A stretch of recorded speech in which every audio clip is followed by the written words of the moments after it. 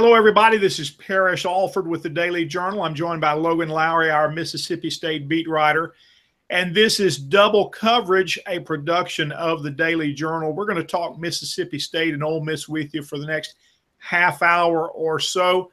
It's game weekend, Logan. This is game week. Saturday is the season opener for both these schools. I know Ole Miss is ready to get on the field for a number of reasons, but I imagine Mississippi State is pretty excited to get going too.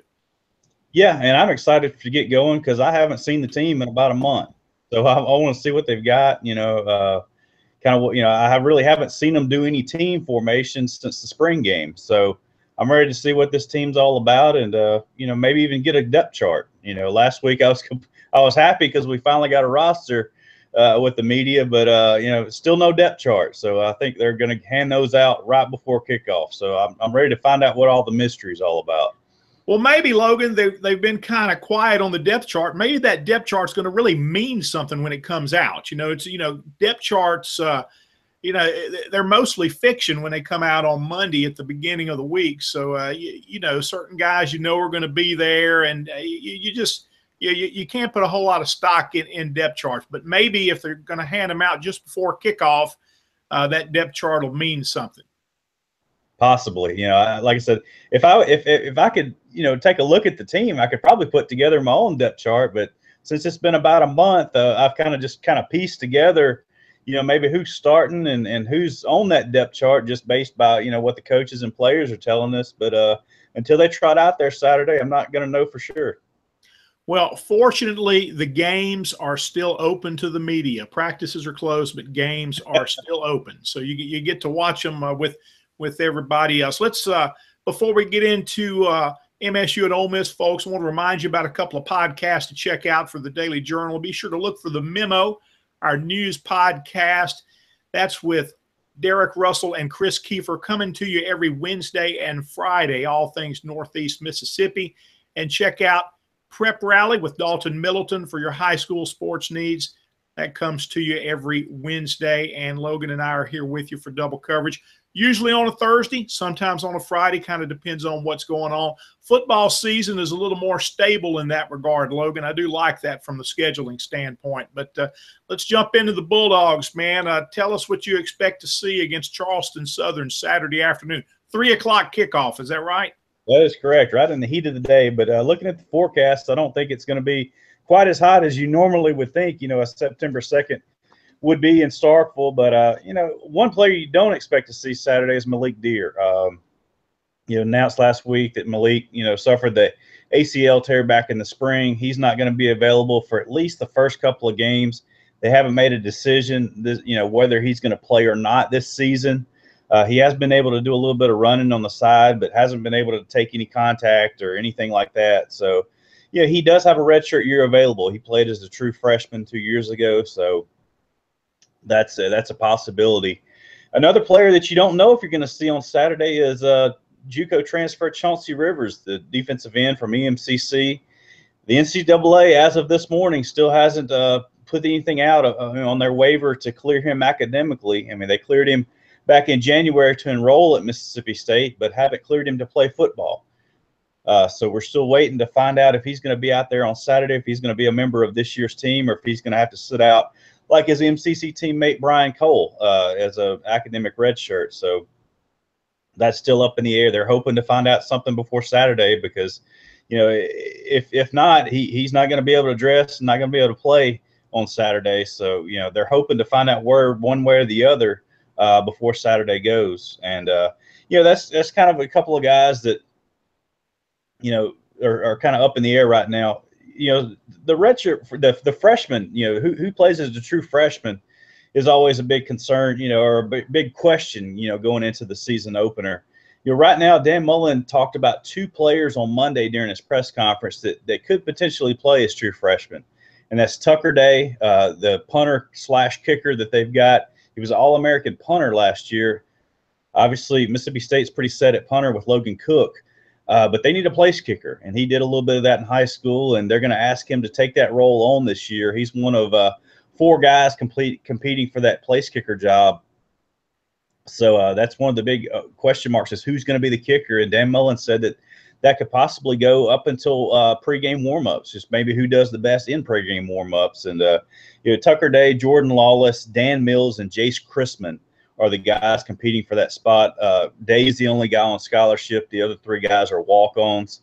So, whenever they either go out there for the first extra point or first field goal is maybe we'll find out who the kicker is for this team. But another freshman that he mentioned that could be he said he was in the rotation right now, and that was Starkville linebacker Willie Gay. He's in the number 2 spot, kind of behind Leo Lewis there at the money linebacker, the middle linebacker spot for Mississippi State. So, right now it looks like Willie Gay and Tucker Day have the best chances to play as true freshmen. Logan, it seems like there's something poetic about Leo Lewis being the money linebacker there at Mississippi State. Hey, tell me about the quarterback out of New Orleans. Is he going to play? Is he going to redshirt? Well, that's another huge question. Is Keaton Thompson going into the season as the number 2 quarterback, but that doesn't mean he's going to play. He's going to play if something happens to Nick Fitzgerald for sure. Dan Mullen made that quite frankly on Monday. He said that he's the number 2 guy. If something happens to Fitzgerald, he's our guy. We're going to immediately turn to him. But if something happens, and I asked Dan Mullen about this Monday. Is last year Nick Fitzgerald, his helmet popped off quite a bit last year, and and Damian Williams had to run out there and play a play or get a series in because Nick Fitzgerald's helmet popped off. He had to leave the field for at least one play. And I questioned Dan Mullen about that Monday, and he tried to joke it off, but it's a serious question. So I kept pursuing it. What happens if his helmet pops off? He's got to come off the field. And Dan said, we'll have something in place. We'll figure it out. But I may even call timeout, to get him back onto the field. So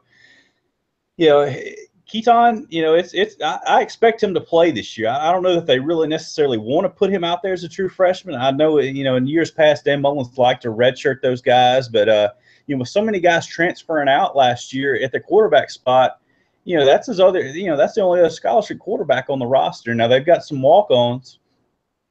Logan Burnett, who was in the program last year and redshirted as a freshman, so he's a redshirt freshman, and they've got 2 junior college transfers, Rip Kirk and Mitch Hood, on the team, who've never played at this level. So, that's their options. And I guess they could stick Gabe Miles or somebody who's played quarterback in high school back there to take a snap if they just need one play before they get Nick Fitzgerald back onto the field. But, it's going to be a mystery to see if Keaton plays or if he doesn't play. Dan Mullen said, they've talked about, that rule, that you can play in 4 games and still redshirt as a freshman, but that rule's not into effect yet. Dan Mullen wishes it was for this situation in and of itself, but right now that rule's not in effect. So if Keaton plays one play, that redshirt is gone.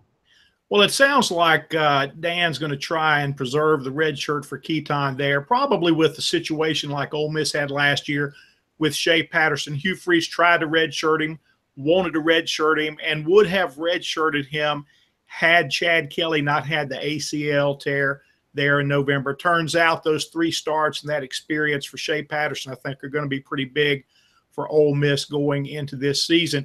But it was a situation, I think, with the Rebels last year where they had a guy, they had Jason Peller, and they had somebody who could have closed a game in the short term with a short-term injury to Kelly, but had something happened, and ultimately it did, that was going to require Kelly to miss multiple games. They were going to have to make a decision, and they turned to Shea Patterson. Last year's backup, Jason Peller, right now is a tight end, and he'll get some action against South Alabama as a tight end.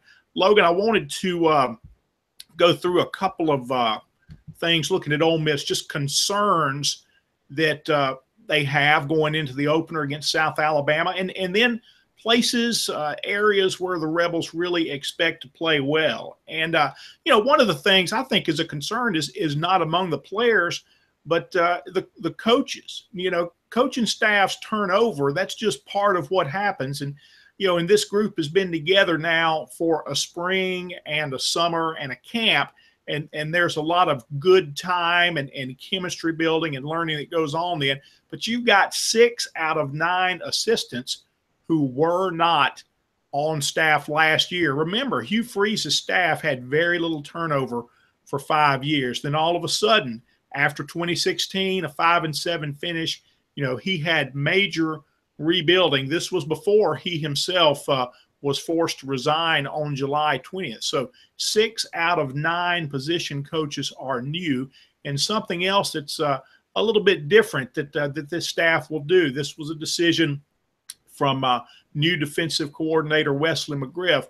All of those full-time defensive assistant coaches will be on the sideline with McGriff during the game. That means they're not going to be in the press box. Their eyes in the sky, so to speak, will be a graduate assistant coach named Zach Brown. Now, Zach might be the second coming of Newt Rockne, but right now he's unproven, and this is a pretty big task that's being given to him. Now, it doesn't mean that they're going to go this route for 12 games this year, but that's the way they're going to go against South Alabama Saturday, so it will be interesting to see how that plays out. Wesley McGriff is convinced that his guys will play better if they can look those position coaches in the eyes and make adjustments on the sideline when they need to do that. And so we'll see how this works out for the Rebels against South Alabama. Also, the free safety position. This is something that the Rebels have struggled with, going back through the spring. I mean, they've rotated senior C.J. Hampton and, senior C.J. Hampton's a senior, and then junior C.J. Moore. Those guys have rotated a lot at free safety. C.J. Moore has emerged as the starter, but when you listen to these coaches talk, they're just not getting the consistency that they want from that position. So they have moved cornerback Jalen Jones over to free safety, and they're really high on Jones at that position right now. I don't think he'll start the game because the move came so late in camp, but I would expect Jalen Jones to play a lot at free safety, and we'll see how that goes. The question right off is, why did it take so long for them to move Jalen Jones over to free safety? But he's there right now, and we'll see how that plays out. They like the depth they have at cornerback, and that allowed them to move Jones over there. Earlier in camp, they tried Ken Webster there. Remember, Webster's coming back from the ACL tear. He's a career cornerback, and they moved him in there and just felt like all of a sudden that he just looked much more natural at cornerback, and so they've moved him back. McGriff calls it getting the right people in the right seat. Another concern is middle linebacker. They're going to start a redshirt freshman there and Dante Evans, and I'm going to group 2 guys together here right now as players to watch, so to speak. If these guys play well, then it's going to be a good night for the defense. They need Breland Speaks to play well. They need Dante Evans to play well. Speaks, had a disappointing season in 2016 as a sophomore. They thought he was going to take a big step up and really be a playmaker in the quest to replace Robert Kimdichie there and continue some strong play on the defensive line. Speaks didn't have a good year, lost his starting job the last third of the season, kind of fell off the radar. They really were high on Breland Speaks throughout the spring and at the end of spring and through the offseason. They even sent him to SEC Media Days, which puts him in the role of team spokesman and ambassador, that kind of thing. Those guys who attend SEC Media Days aren't typically second-team players, but that's where Breland Speaks was early in camp with the rise of Josiah Coatney, the junior college transfer who sat out last year. Now, is that because Coatney was outstanding or because Speaks has fallen back a little bit? That's something that we really don't know because we're limited in what we see in camp. So we'll see that for the first time against South Alabama. If Breland Speaks plays well, I think they have a chance to be pretty good on the defensive line. Not sure what they're going to get from Coatney. They like Coatney a lot right now, and the top 3 interior players who are going to move around a lot are going to be Benito Jones, Breland Speaks, and Josiah Coatney. So they need solid play from Speaks. They need good play at middle linebacker. That was a position of great angst last year. So many guys moving in and out of that position. If Evans could come in and be a surprise player, that would be a huge lift for this defense. So you watch those guys against South Alabama. If they're having good games, that means the overall defense is too. And this whole unit really needs to improve. So we'll see what they can get done against South Alabama. And the Jaguars are going to come in with a solid run game now. Xavier Johnson, a guy who ran for 830 yards and 10 touchdowns last year, would most certainly be a matchup problem for the Ole Miss defense of last year that gave up just south of 250 rushing yards a game. So, all things are bright, fresh, and new as you start the season. So we'll see if the Rebels are going to take a step forward in their run defense. A couple of other things. Places I think that they're going to play well, high expectations. While most of the concerns are on the defensive side, there are high expectations on offense. And you want to see if Ole Miss can really be as explosive as the Rebels have looked at times. I think they're off to a good start there with Shea Patterson at quarterback. I really like these receivers. You've heard me talk about the receivers quite a bit. They have playmakers there. They have big physical guys with A.J. Brown and DK Metcalf, and and now they've got Brown in the slot, and he can really be a matchup problem there in the middle of the field. Guy to watch here is DeMarcus Lodge. Remember, he was a top 5 receiver coming out of high school in the 2015 class. He chose not to redshirt. Now he's 2 years into his college career and has only 16 catches because Ole Miss has recruited so well to that position, and there have been so many other targets, and there are again this year. Lodge stood out in camp, has become more physical. Keep an eye on DeMarcus Lodge. I think he's going to have a big season. If he plays like he has in camp, he's going to have a big season. Also, watch this run game. There are just several factors that lead me to believe that Ole Miss will be better running the ball this year. One, the offensive line. We're hearing a lot of hype about that offensive line right now. Watch these guys against South Alabama. Have they improved? They have experience. They have good young talent. They're going to be mostly healthy starting out. Doesn't look like they'll have Jordan Sims, but they're going to plug in senior Durante Bolden there at right guard. Can these guys be physical? Can they be fast? Do they really understand the new offensive coordinator, Phil Longo? Will they play well? If they do, I think you're going to see an improved running game. That's one component. Then it's the Longo system itself. He described it to us earlier this week as, while it is a, quote, air raid offense, a lot of principles that he's taken from Mike Leach.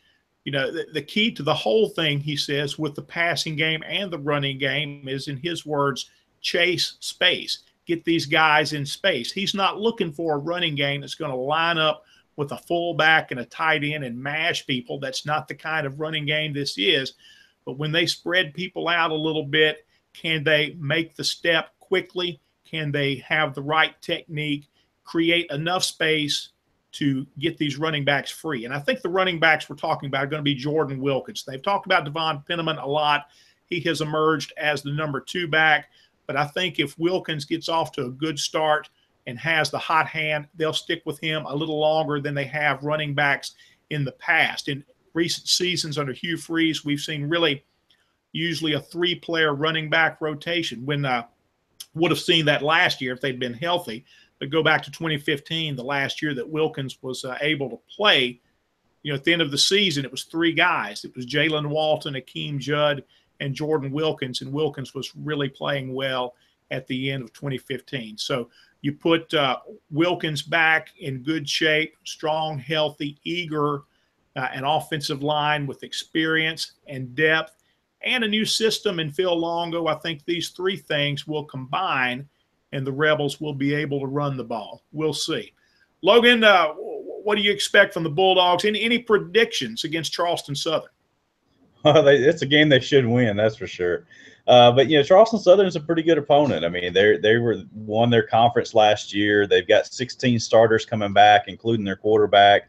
They run kind of an option offense, so that'll be kind of unique. And I asked Todd Grantham, Mississippi State, do you do that this week? And is that an advantage facing them the first week? You get into a routine throughout the season, scheming against the spread or something, and then if you have to play an option team that, kind of throws a wrinkle into it, you have to prepare for that offense in 1 week a lot of times. And I really didn't think it was a huge advantage, to playing them first in the season. And, at the same time, Mississippi State should be able to line up and dominate the line of scrimmage on both sides of the ball, SEC versus a FCS opponent.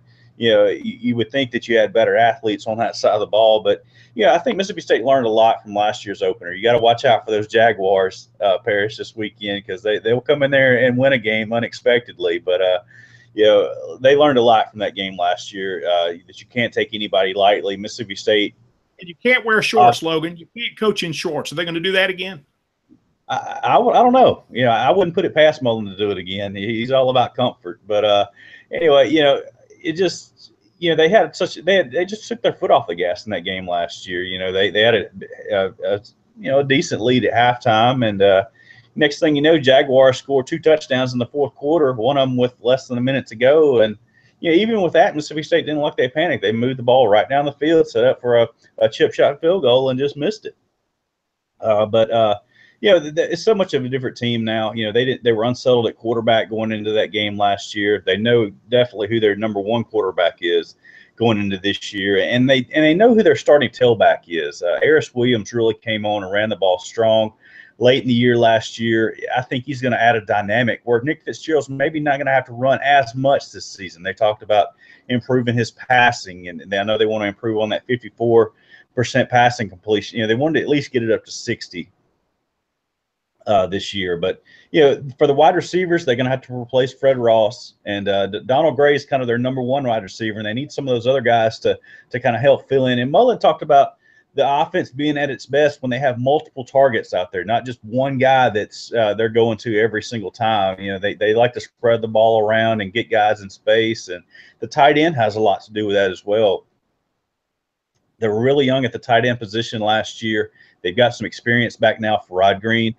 Jordan Wilkins, Justin Johnson. They feel really good about all 3 of those guys in the passing game, especially Jordan Thomas. He's a huge guy, 6'5", about 280. I mean, he could be a weapon for him and runs like a wide receiver at that size. So, he's been inconsistent at times. He makes some spectacular plays, but it's the simple plays that they're having trouble with. So if he can just be more consistent, he could be a huge weapon for them. And then on the opposite side of the ball, a new defense. They couldn't go anywhere but up. I mean, Mississippi State's defense was a lot like Ole Miss's last year. It was just bad. There's really no way to put it around there. They just were a bad team. I know Ole Miss struggled against the run. Mississippi State struggled against the run at times, but their problem was against the pass. They were really young in the secondary. And, this new defense under Todd Grantham has really done a good job against stopping the run in the pass and getting after the quarterback. And we'll have to see. They're going to stick with that 3-4 defense, but we'll have to see if that translates to Mississippi State's defense this year, how quickly they can pick up his scheme. But in all accounts, from what I've been able to gather from people in practice, the players love this new defense. And, they were out of position so many times last year. You got a veteran coordinator calling the plays now, and I don't think that's going to be the case this year. I think they're going to be in the right play, play call against the offense, and I think they're going to be there to make some tackles. And I'm interested to see what they do on that side of the ball this year. Hey, folks, I got just a few Ole Miss predictions before we get out of here. And we got an interview coming up with South Alabama defensive coordinator Kane Womack. You want to listen to that as well, the son of former Ole Miss defensive coordinator Dave Womack. But looking at the Rebels, I'm going to say there is some improvement defensively, still some issues and some ground they have to cover there. I say Dante Evans has 6 tackles and a forced fumble, but the Jaguars are going to score some points. Ole Miss is going to win 31-24.